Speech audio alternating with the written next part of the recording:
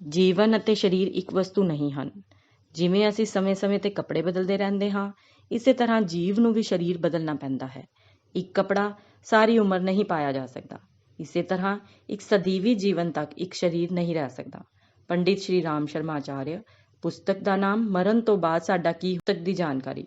ਮ੍ਰਿਤਿੂ ਕਿਵੇਂ ਹੁੰਦੀ ਹੈ, ਇਹ ਸਭ ਲਈ ਇੱਕ ਰਹੱਸ ਹੈ।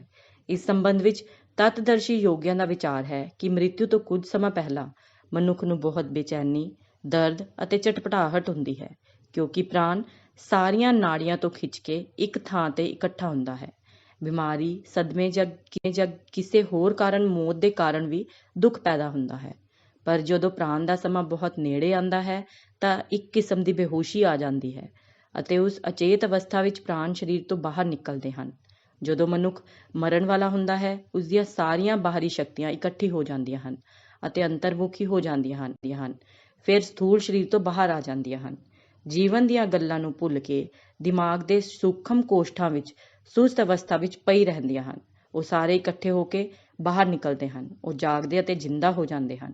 ਇਸ ਲਈ ਕੁਝ ਹੀ ਪਲਾਂ ਵਿੱਚ ਉਸ ਦੀ ਜ਼ਿੰਦਗੀ ਦੀਆਂ ਸਾਰੀਆਂ ਘਟਨਾਵਾਂ ਇੱਕ ਫਿਲਮ ਵਾਂਗ ਨਜ਼ਰ ਆਉਂਦੀਆਂ ਲੱਗਦੀਆਂ।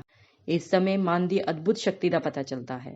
ਇਹਨਾਂ ਵਿੱਚੋਂ ਅੱਧਿਆਂ ਨੂੰ ਵੀ ਘਟਨਾਵਾਂ ਦੀਆਂ ਮਾਨਸਿਕ ਤਸਵੀਰਾਂ ਦੇਖਣ ਲਈ ਜੀਵਨ ਕਾਲ ਵਿੱਚ ਬਹੁਤ ਸਮਾਂ ਚਾਹੀਦਾ ਹੈ, ਪਰ ਇਹਨਾਂ ਪਲਾਂ ਵਿੱਚ ਉਹ ਬਹੁਤ ਘੱਟ ਸਮੇਂ ਵਿੱਚ ਮਨੁੱਖੀ ਦਿਮਾਗ ਤੇ ਪੂਰੀ ਤਰ੍ਹਾਂ ਚੱਲਦੀ ਹਨ। ਪਰਲੋਕ ਦੀ ਇੱਛਾ ਕਰਨ ਤੇ ਕੋਈ ਜੀਵ ਦੂਜੇ ਜੀਵਾਂ ਨਾਲ ਵੀ ਮਿਲ ਜਦੋਂ ਉਹ ਚਾਹੁਣ ਤਾਂ ਹੀ ਉਹ ਪਰਲੋਕ ਤੋਂ ਪ੍ਰਗਟ ਹੁੰਦੇ ਹਨ ਅਤੇ ਉਹਨਾਂ ਤੋਂ ਵਿਚਾਰਾਂ ਨੂੰ ਬਦਲਣਾ ਸੰਭਵ ਹੈ। ਇਹ ਮੁਲਾਕਾਤ ਦੋ ਚੇਤਨਾ ਦਾ ਮਿਲਨ ਹੈ। ਸਿਰਫ ਵਿਚਾਰਾਂ ਦਾ ਆਦਾਨ ਪ੍ਰਦਾਨ ਹੋ ਸਕਦਾ ਹੈ। ਸਰੀਰ ਨੂੰ ਕੋਈ ਨਹੀਂ ਦੇਖਦਾ, ਕਿਉਂਕਿ ਪਰਲੋਕ ਵਾਸੀਆਂ ਦੇ ਸੂਖਮ ਸਰੀਰ ਅਸਲ ਵਿੱਚ ਦੇਖਣ ਯੋਗ ਨਹੀਂ ਹੁੰਦੇ। ਜਦੋਂ ਪਰਲੋਕ ਦੇ ਲੋਕ ਵੇਖਦੇ ਹਨ ਕਿ ਮੇਰੇ ਪੁਰਾਣੇ ਰਿਸ਼ਤੇਦਾਰ ਮੇਰੇ ਉੱਤੇ ਸ਼ੁਕਰਗੁਜ਼ਾਰ ਹੋ ਰਹੇ ਹਨ ਤਾਂ ਉਹ ਸੰਤੁਸ਼ਟ ਹੋ ਜਾਂਦਾ ਹੈ। ਅਤੇ ਜਦੋਂ ਉਹਨਾਂ ਦੇ ਵਸ਼ ਦੀ ਗੱਲ ਆਉਂਦੀ ਹੈ ਅਤੇ ਜੇ ਉਹਨਾਂ ਨੂੰ ਮੌਕਾ ਮਿਲਦਾ ਹੈ ਤਾਂ ਉਹ ਕਿਸੇ ਅਦਿੱਖ ਤਰੀਕੇ ਨਾਲ ਉਸ ਅਹਿਸਾਨ ਦਾ ਭੁਗਤਾਨ ਕਰਦੇ ਹਨ।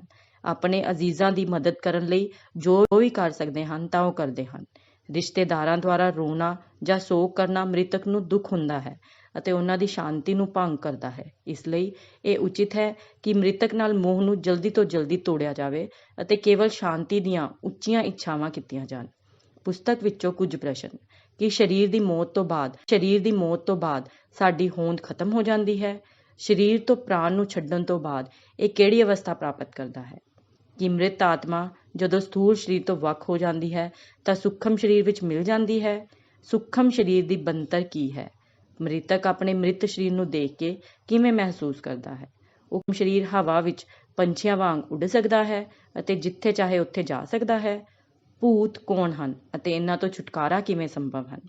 ਅਜਿਹੇ ਹੀ ਕੁਝ ਦਿਲਚਸਪ ਸਵਾਲਾਂ ਦੇ ਜਵਾਬ ਤੁਹਾਡੇ ਸਾਹਮਣੇ ਲੈ ਕੇ ਪੇਸ਼ ਹੈ ਇੱਕ ਛੋਟੀ ਪੁਸਤਕ ਜੋ ਪਰਲੋਕ ਵਿਗਿਆਨ ਦੇ ਸੰਬੰਧ ਵਿੱਚ ਜਾਣਕਾਰੀ ਦਿੰਦੀ ਹੈ, ਜਿਸ ਨੂੰ ਹੱਥੀ ਪਰਿਣਾਮ ਦੇ ਕੇ ਸਿੱਧ ਕਰਨਾ ਔਖਾ ਹੈ, ਕਿਉਂਕਿ ਇਹ ਵਿਸ਼ਾ ਜੜ ਵਿਗਿਆਨ ਦੀ ਪਹੁੰਚ ਤੋਂ ਉੱਚਾ ਹੈ। ਸਰ ਓਲੀਵਰ ਲਾਜ ਵਰਗੇ ਪਰਲੋਕ ਵਿਦਵਾਨ ਦਾ ਇਸ ਸਿੱਖਿਆ ਬਾਰੇ ਇਹੀ ਕਹਿਣਾ ਹੈ ਕਿ ਇਸ ਗਿਆਨ ਨੂੰ ਹਰ ਸਮੇਂ ਪ੍ਰਗਟ ਕਰਨਾ ਮੁਸ਼ਕਲ ਹੈ। ਪੁਸਤਕ ਵਿੱਚੋਂ ਕੁਝ ਪ੍ਰਸ਼ਨ। ਇਹ ਸਮਾਂ ਬਹੁਤ ਦੁਖਦਾਈ ਹੈ। ਇੱਕ ਨੂੰ 1000 ਬਿੱਛੂਆਂ ਦੇ ਡੰਗਣ ਦਾ ਦੁੱਖ ਹੁੰਦਾ ਹੈ। ਜਦੋਂ ਸਰੀਰਕ ਸ਼ਿਥਲਤਾ ਅਤੇ ਅਚੇਤਨਤਾ ਆ ਜਾਂਦੀ ਹੈ, ਬ੍ਰਹਮਰੰਦਰ ਵਿੱਚੋਂ ਪ੍ਰਾਣ ਅਕਸਰ ਨਿਕਲਦੇ ਹਨ। ਮੂੰਹ, ਅੱਖਾਂ, ਕੰਨ, ਨੱਕ ਮੁੱਖ ਮਾਰਗ ਹਨ। ਭੈੜੀ ਪ੍ਰਵਿਰਤੀ ਵਾਲੇ ਲੋਕਾਂ ਦਾ ਜੀਵਨ ਮੂਲ ਮੂਤਰ ਅਤੇ ਪਿਸ਼ਾਬ ਦੇ ਰਸਤਿਆਂ ਰਾਹੀਂ ਨਿਕਲਦਾ ਦੇਖਿਆ ਜਾਂਦਾ ਹੈ। ਯੋਗੀ ਬ੍ਰਹਮਰੰਦਰ ਤੋਂ ਪ੍ਰਾਣ ਤਿਆਗਦਾ ਹੈ। ਮ੍ਰਿਤ ਆਤਮਾ ਸੂਖਮ ਤੱਤਵ ਦੀ ਬਣੀ ਹੋਈ ਹਨ, ਇਸ ਲਈ ਉਹ ਈਥਰ ਤੱਤ ਵਾਂਗ ਜਿੱਥੇ ਵੀ ਉਹ ਚਾਹੁੰਦੇ ਹਨ ਆ ਜਾ ਸਕਦੇ ਹਨ। ਉਸਦੇ ਵਸਨੀਕ ਆਪਣੀ ਇੱਛਾ ਅਨੁਸਾਰ ਜਿੱਥੇ ਵੀ ਚਾਹੁਣ, ਭਾਵੇਂ ਜ਼ਮੀਨ, ਪਾਣੀ, ਪਹਾੜ, ਗ੍ਰਹਿ, ਤਾਰਾ ਮੰਡਲ ਦੇ ਮੱਧ ਜਾਂ ਉੱਪਰ ਜਾਂ ਹੇਠ ਰਹਿ ਸਕਦੇ ਹਨ। ਪਤਾ ਹੋਣਾ ਚਾਹੀਦਾ ਹੈ ਕਿ ਮ੍ਰਿਤ ਪਾਣੀ ਦੇ ਨਾਲ ਨਾਲ ਉਸਦੇ ਵਿਚਾਰ, ਸੁਭਾਅ, ਮਾਨਤਾਵਾਂ ਅਤੇ ਅਨੁਭਵ ਵੀ ਜਾਂਦੇ ਹਨ। ਜੇਕਰ ਕੋਈ ਪਰਮਹੰਸ ਸੰਨਿਆਸੀ ਬਿਨਾਂ ਕੱਪੜਿਆਂ ਤੋਂ ਰਹਿਤ ਜੰਗਲ ਵਿੱਚ ਰਹਿੰਦਾ ਹੈ ਅਤੇ ਕੰਧ ਦੀ ਜੜ ਖਾ ਲੈਂਦਾ ਹੈ ਤਾਂ ਉਸਦਾ ਪਰਲੋਕ ਅਜਿਹਾ ਹੀ ਹੋਵੇਗਾ। ਭੂਤ ਪ੍ਰੇਤ ਵਿਸ਼ੇਸ਼ ਅਤੇ ਠਹਿਰ ਜਾਂਦੇ ਹਨ, ਪਰ ਸਧਾਰਨ ਕ੍ਰਮ ਅਨੁਸਾਰ ਚੱਲਣ ਵਾਲੇ ਪ੍ਰਾਣੀ ਸਥਾਨ ਦੇ ਬੰਧਨ ਵਿੱਚ ਨਹੀਂ ਬੱਝਦੇ। ਉਹ ਇੱਕ ਥਾਂ ਤੇ ਰਹਿੰਦੇ ਹਨ, ਪਰ ਉਹ ਸਥਾਨ ਕਿੱਥੇ ਵੀ ਹੋ ਸਕਦਾ ਹੈ।